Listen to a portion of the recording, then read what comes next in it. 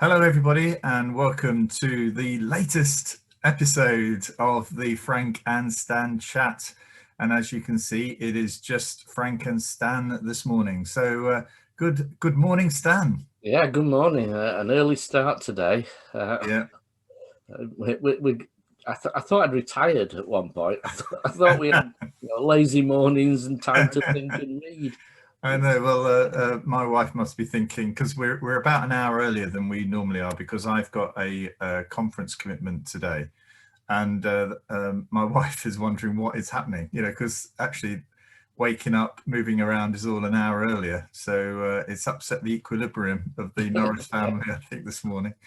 Anyway, had a good week?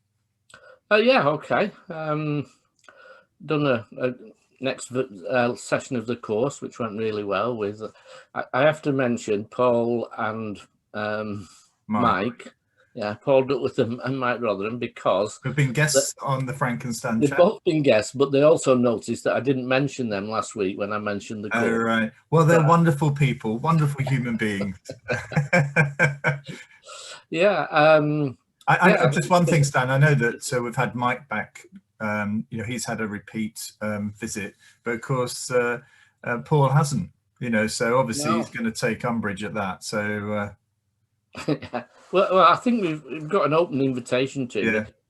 He's just very conscious about following people who he's like me. Paul is a brilliant presenter, but when we used to do stuff together, I always used to insist that I went on before Paul, because if you go on after him, you just don't shine in the light. Right. Yeah. Well, what's caught your eye this week? Well, I was saying yesterday that there was just sort of bits that went on this week, but I think what struck me this week is the fragility of belief. That sounds a big thing, but we're getting very deep here now, Stan. Yeah, no, it was just at the start of the week. There was this sort of rumor that there were blood clots caused by the vaccine, despite the fact that there's sort of 18 million doses been given and 25 people or whatever it was, but several countries just stopped doing it, and suddenly there was no belief from being this is the savior of everybody through COVID to, oh, it doesn't work, right, that's it. And I just that belief that you've got to have just seemed to be shattered in a second, and then built back up again by somebody saying, yes, it is safe. It's okay. Oh, I have started watching. I don't know if any of our viewers are aware, but on BBC News on the main channel, it for me just doesn't sort of challenge enough. But on BBC News, there's I think it's at 8 o'clock now, Outside Source, which is basically a very sort of bit more edgy, more informative type of program. But last night there was the guy who presents that talked about the 3 Ps. I can only remember 2 of them really affecting the sort of issue you're talking about. And 2 of the Ps were press and politics. And actually, there is that issue here about, is it the fact that it's a sort of seen, although AstraZeneca is not a UK company, is it? But actually, because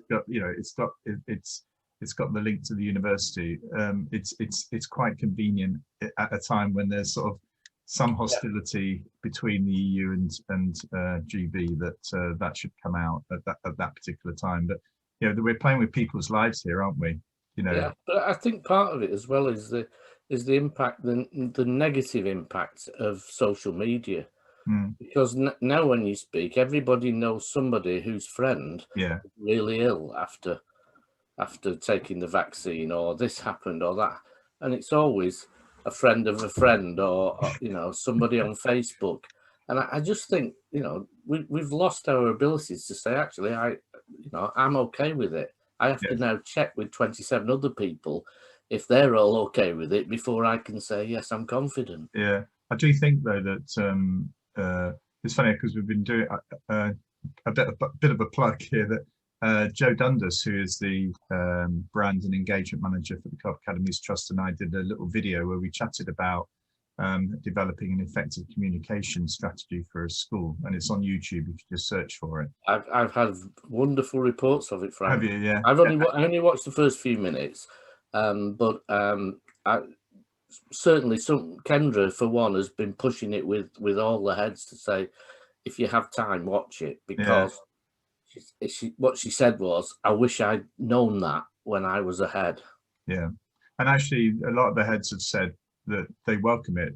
It's not a training session, it's just a chat, but actually there are some insights which I think would be helpful. But the thing is that they say, well, you never get any training on this.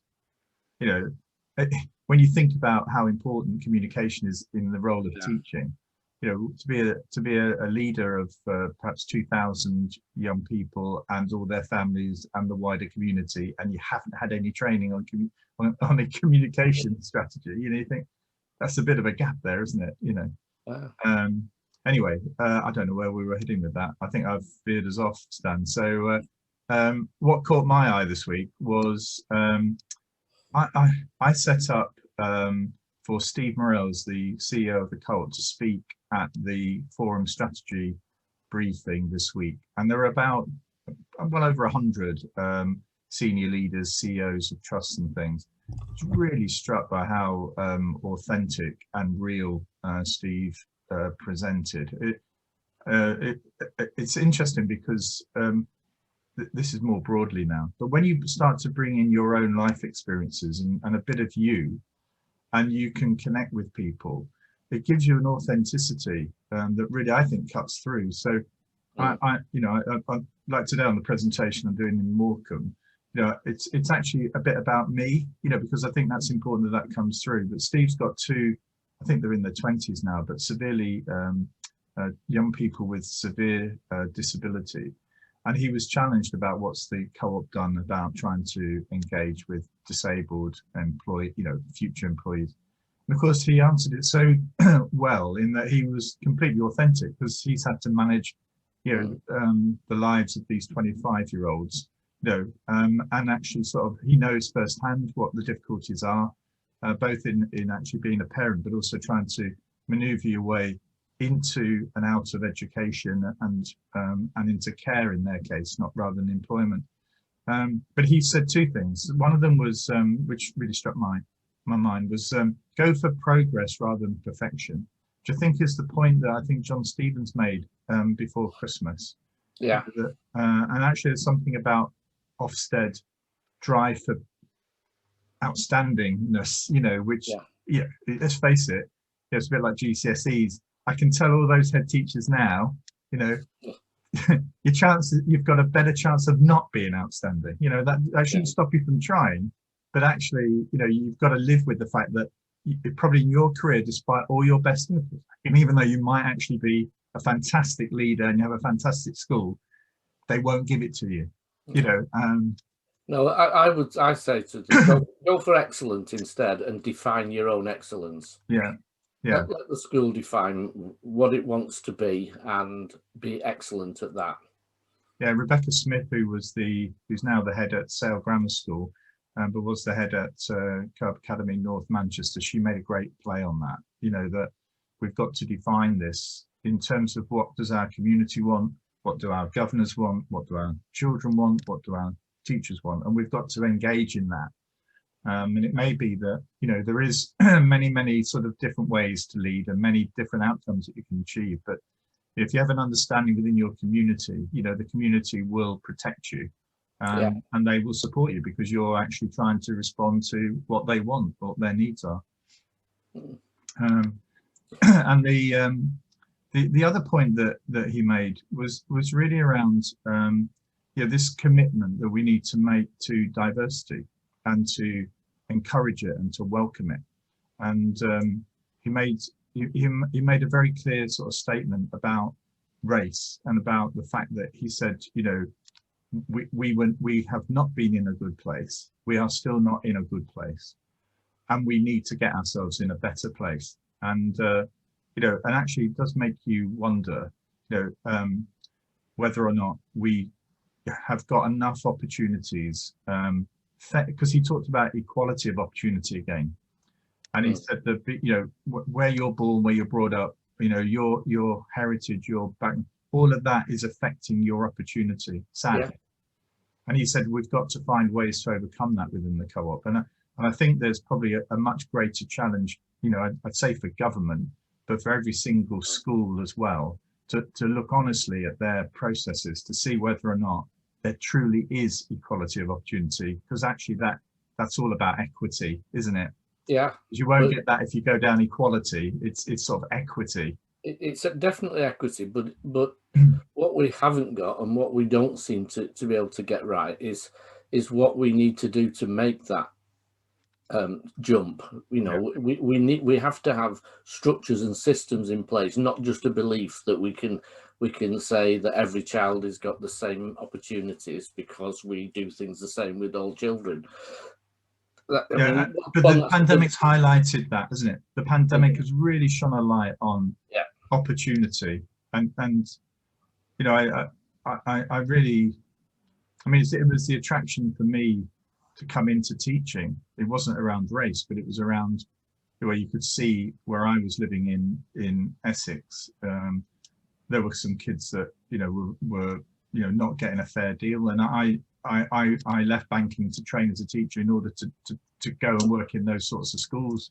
But actually, I do remember Stan talking when I was with Ofsted. It must have been about 2010, and I went to is it the Queen Elizabeth Hall, which is opposite Parliament Square? It's that low building, and it's a big conference centre.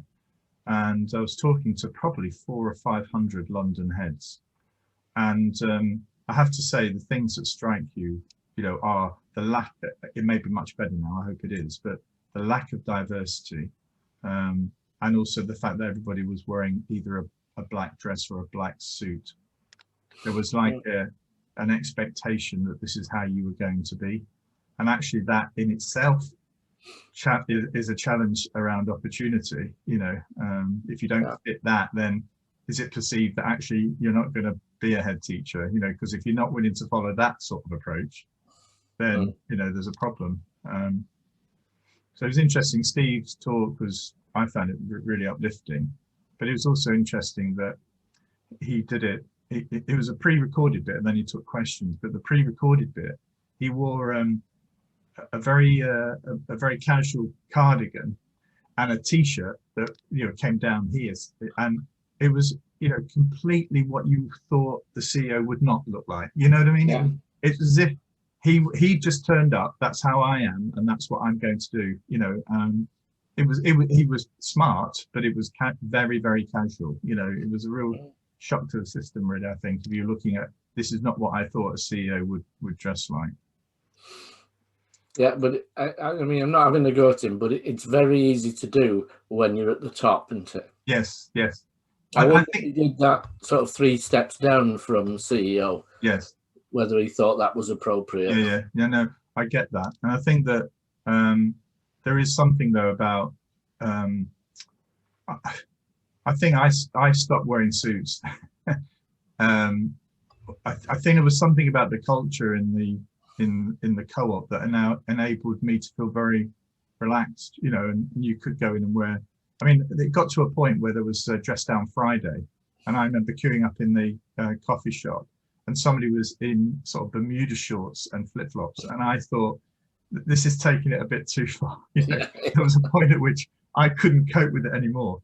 But no, there's something. It's got to be something more than just how you dress. It's got to, you know, how you look. There is something about looking smart. I get that, because you want an attitude of mind and whatever. But there's a natural thing to surround yourself with people who are similar to you and like you. I mean, talking about one of the things we're going to talk about on our course next week is diversity in thinking. You know, that actually you naturally want to associate with people who think like you, who have the same ideas.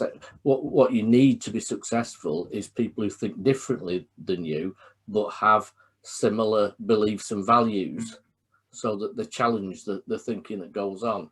And you know, that's a diversity that people probably don't think about as much. When you mention the word diversity, I would imagine most people think race, gender, yeah. and a mix like that. Well, actually, there's a divergence of thinking as well that will help challenge organisations to act and be different. Yes, yeah. It's interesting. We were going to talk about curriculum for a minute. And I was just going to get onto it then.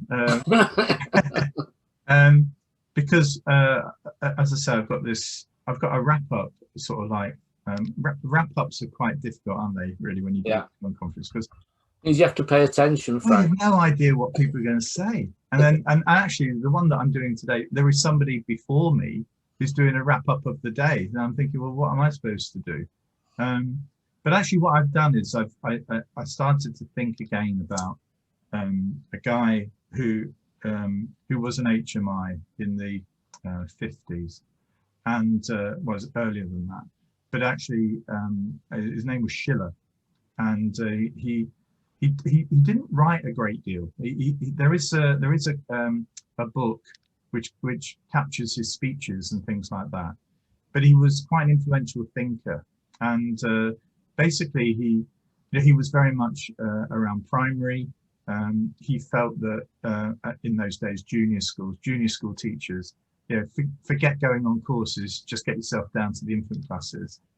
Because he said you'll learn more from infant teachers than you could do on a course, and really start to engage with it. And but also something which I think is dear to us, he was an absolute totally committed to a very broad and creative curriculum experience, and it's interesting reflecting on the talk. One of the things that the curriculum's not delivering at the moment is a set of skills and capabilities and attitude towards creativity that we're going to need if we're going to be successful in developing the country in a digital strategy. This idea that the government has that we've got to create programmers, which we do need at the moment. I don't know how long we'll need them for before someone comes up with a program that means you won't need to do that. But anyway, but actually what we do need is creativity. We need people who are very looking at things in a slightly different way. There is no, in the world of digital, in pure digital businesses, those that are engaged in developing digital products rather than, say, Marks and Spencers that might have a digital team. But actually those that are truly engaged, they want really creative thinkers, and they want people that are thinking strangely, people that are not doing things. And I think we've got a curriculum at the moment that isn't going to deliver that. And I'm not convinced that it delivers for we wouldn't talk about equality, but it doesn't deliver or excite sufficiently our young people.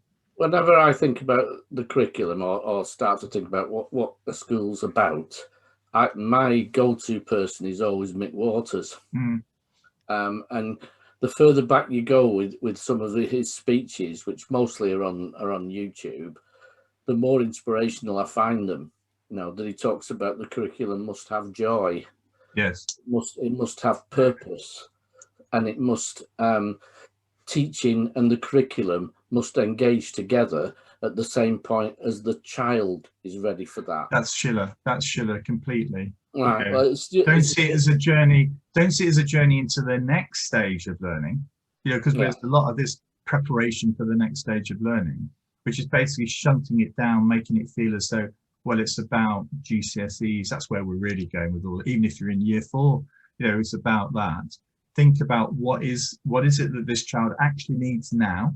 What can we all do to develop something that is really going to be not just exciting, but informative, interesting. Take forward their thinking. Martha, it's about. I think we should be planning experience as much as we're planning what we want to teach. What experience is the child going to have through this learning process? And I remember now, it is a Mick Waters story again, when he was talking about some secondary maths and trying to put things in context. And he was reading this problem that the teacher put up on the board, and it was, you go to a garage, you have a £20 note, the petrol costs £14.62. How much change have you got? And he said, that's not real. Nobody goes to a garage. Like, when you go to a garage, you put the thing in, you either fill your car up or you stop it at £20. He said the only maths that goes on when he fills up with petrol is trying to remember the number of the pump. I agree fully with it. It's really, I mean, two things spring to mind then. The Schiller thing was, I'm giving you all the talk now. But actually, he was in Liverpool school in a because he was appointed at the age of 29 as an HMI, and during the Great Depression, he ended up in Liverpool, and he went to a school where there was 60, 70 kids in the class, and he went over to a girl, a little 5-year-old, who looked as she pushed back against the wall, thinking he was going to hit her, but he started talking to her, and they started to do some pretend money as if he was buying something from a shop, and she said, oh, that's something I do every day. I have to go and actually buy the breakfast for the family. So he said she could handle money, anything I gave her she could handle. She could give me the right change and everything. He said when I asked her to just write it down on the slate, she got all the sums wrong. She couldn't record it because she couldn't understand what it was she was doing, and the point he was making is that what is really the most important bit of that is that she can handle the money. It's the Mick Waters thing, isn't it? That she could actually handle that. And it's made me think then about my 9-year-old granddaughter sits at this computer and just dictates into, she writes a poem. She doesn't bother with typing it out or do it handwriting or using it. She just talks to the computer. The computer records it. It comes up on the screen and she corrects it on the screen. You know what I mean? And I'm thinking, now, actually, when you think about this, where we are now and where we're going to be, where these kids are going to be, why the hell are we doing some of the stuff we're doing? Because it's absolutely, it's like in the 50s. It's as if we're trying to go back to the whole country's trying to go back to the 50s, in my view, but it's not fit for the future. There was a phrase in a video that I used to show quite often that said something like, schools need to prepare children for jobs that aren't even invented yet. So how do we do that? And the only way to do it is to create divergent thinkers and creative thinkers and flexible and able to move with the times. Yeah. Even then, that's probably 5, maybe 10 years ago now, they were saying that the average number of jobs for people will be 10. A career will be 10 different types of job that people move through. And so if you're not able to be creative, if you're not able to be flexible, then you might not make through a career. Yes. The idea of careers for life may well have be, apart from the key ones, where you're jobs for life in education, in health. But I just think I keep going back to experience, because I just think that there's too much of an artificial curriculum. We're learning to pump knowledge in and not having practical experience of those things, if that makes sense. Yeah, I mean, I do think though, for us as primary practitioners, I mean, I go back to when I used to have Jill Jones working in the framework team, and she was and I agree with her, a massive advocate. It's a right that you can read. It's a right that you know how to write. These are human rights, really. Yeah. And actually, if schools don't deliver on that, then actually I just think that is a complete and utter failure of the system. What we're talking about, I think, here is how you get to that and the sort of experiences you use with that, because that's about the oracy and it's what you learn that for. Yeah. Absolutely. There's nobody going to say you don't need to be numerate, you don't need to be literate. But those have got levels that you need to achieve in order to be a creative or a purposeful person in society. And I know it's a favourite to go to, but I'm not sure that frontal adverbials is something that you need to know in order to progress. Yeah. think it's a higher level. If that's what takes your fancy at 16, 18, Yeah. that's the kind of time I think you should be analysing writing to that degree. But it seems to me, and I've not been in schools obviously for over a year now, that enjoyment of writing is not the same. Yeah, I found a piece of writing by, I mean, my middle child is in her 30s, and I saw a piece of writing she did as an 8-year-old, which we found in the loft, and it was an extended piece of writing. You know, it was around a little diary of a girl footballer, and I thought, wow, this is amazing. You know, and I mean, I haven't been in the last year, but actually I've seen in the last few years, I've seen quite a bit of primary practice, and I'm thinking, wow, you know, that's a real shut. Now, you know, that my daughter was not, you know, she was very able, but she was not you know, an exceptional student, don't get me wrong. And I'm thinking, I'm not sure I've seen that sort of time being given to extended writing in the way that we used to. And actually, you know, I don't know. I often look at be careful we're not just looking back and hope, you know, doing what we're moaning about others, that we want to get back to the 50s, you know. No, I definitely don't want to get back to the 50s. But I often look at painting at Key Stage 2 as an indicator as to how broad the curriculum. The children, particularly going towards the top end of Key Stage 2, do they paint? Yes, yeah. Or do they just copy I agree. pictures by other artists? Yeah. Well, I call it out again, but some of the most amazing artwork, you know, it's up with Burnieside in the Lake District, which we inspected many years ago, at Oakwood in Leeds. You know, you got, if you don't teach colour mixing, if you don't give the opportunity for children to observe and to really look at, and to actually sort of encourage them to have these fine motor skills, they ain't going to learn it. And you know, too often it's just, yeah, I think our standards, our expectations in those areas are far too low, because you know, we and probably because teachers are not skilled. I mean, this is the other issue, isn't it? They can't be skilled in all areas, but this is a fine motor skill. You know, this is not about so much about painting as about enabling the child to actually hold a pen, actually being able to observe and look at something in great detail. A really good teacher I had, a year 6 teacher, used to start the year off doing a painting or a piece of artwork and spent days on it till it became the best piece of artwork they had ever done. And that, he used to say to them once they'd done it, that sets the standard now. Because you've had to work into it, you've had to improve it, you've been unhappy with it and made it better. We need to apply that now to all your learning. Yeah. It was fantastic. I did have copies of some of those. I've not now. We actually sent them to Sir David Normington, some of the pictures, because he saw them when he came around the school, and he wrote back to say, I've had them put on the office wall. Right, yeah.